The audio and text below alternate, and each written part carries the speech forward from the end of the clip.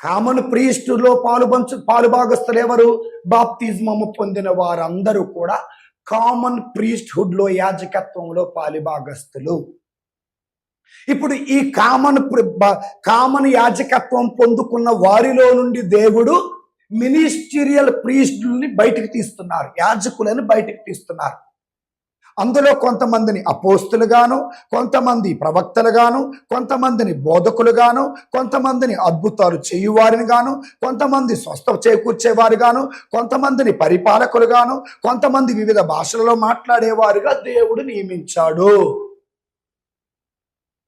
కనుక పరిశుద్ధులలో నుండి, పవిత్రతలో నుండి, ఒక మాటలో చెప్పాలంటే పవిత్రమైన సంఘములో నుండి దేవుడు ప్రవక్తలను ఎన్నుకున్నాడు, అపోస్తులు ఎన్నుకున్నాడు, యాజకులను ఎన్నుకున్నాడు, గురువులను ఎన్నుకున్నాడు, అద్భుతాలు చేసే